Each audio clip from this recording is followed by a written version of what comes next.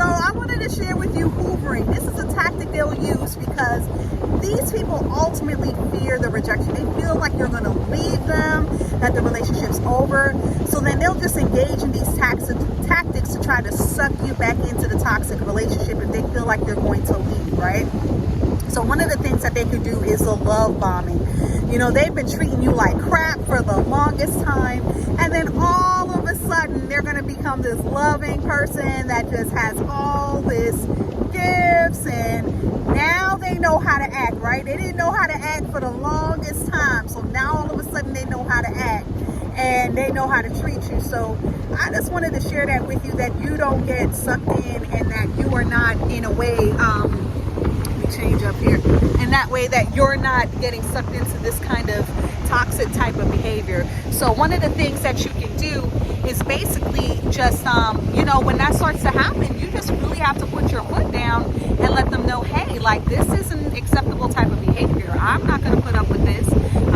You know, because what they'll do when they try to, they'll, even if they can't, if the love bombing doesn't work, and let's say you leave and you're like, you know what, I'm done with this. I know that I have better for my life. I don't need this kind of person in my life. They will resort to stalking. And this can be really scary because we don't know how far or how in depth they'll go when it comes to stalking you. So that is something that you always want to be mindful of, be careful of, so that you're not put in a situation where you are, you know, in fear for your life. I mean, these people like feel like they own you. Let me tell you something. These people are so like messed up in their heads that they feel like they own you. They feel like you basically are a piece of property to them that they can use and discard anytime they please. So when they feel like you're slipping away, you're slipping out of their hands, they will even resort to just kind of following you, stalking you, having other people follow you and stalk you, whether that be like driving around, following to see where you are on social media, like stalking your channels and having them report back what they see, like even people on your job. They may even use co-workers of yours, you know, just anyone that they possibly can, anyone that they possibly can to be able to get whatever information they can on you. And this could be very dangerous because if this person can't result to either love bombing you to get you back, stalking you to get you back, then here goes the all-out smear campaign. Yes, they will go on an all-out smear campaign on you and start making up all these lies and all these things about you to say that you're not a good person, that you're just out here like messing around. I mean, they'll just make up all types of stuff. Basically, this is the funny thing about these people. The same thing that they are doing, they will literally accuse you of doing that. Of the same thing. It's like rejection. They just go and do the same thing that you're doing. And you're thinking to yourself, like, what in the world is this? What is going on here? But this is how it happens. This is how it works. So you have to just always be mindful and aware that this is happening, and just kind of guard against it the best way that you can.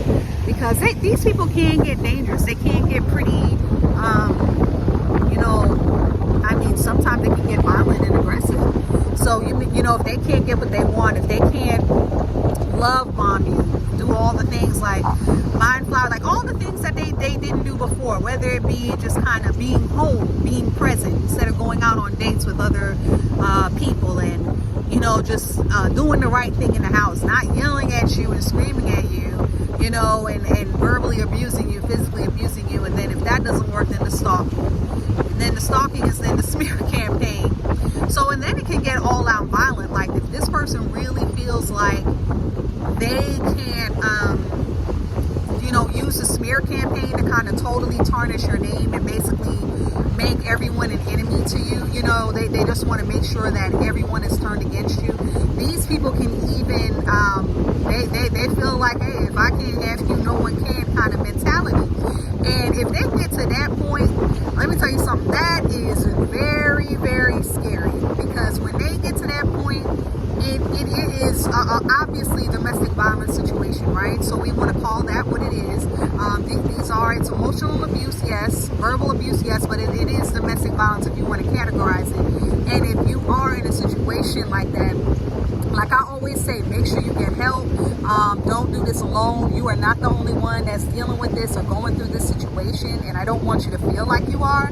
So, I just want you to make sure that you're taking care of yourself.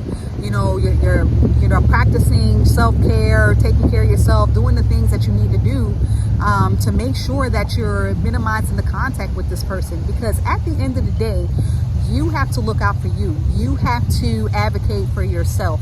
And there will be people out there to help you. But at the same time, we always want to make sure that we do it from a position of just making sure we're taking care of ourselves, because these people do not care about you.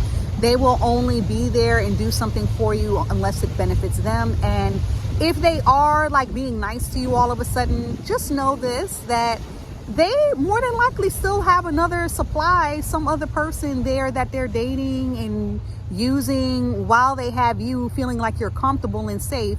So let me go back to the love bombing. This is why the love bombing is dangerous, because they may make it appear as if they're so, lovey-dovey, and they're being nice and they're acting, like what a normal person should be.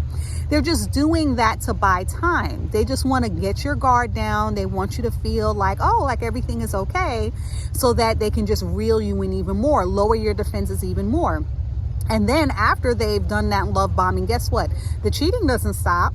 The abuse will slowly come back, and then it could even end up being worse, because now your self-esteem is getting lower and lower and lower and lower.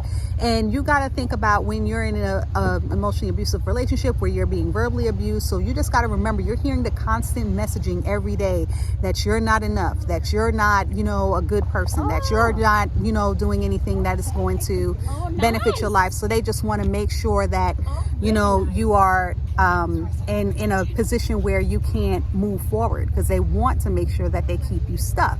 So that's just something to always think about, always be mindful of, that it is a trap. Don't fall for it, because it's only going to hurt you in the end.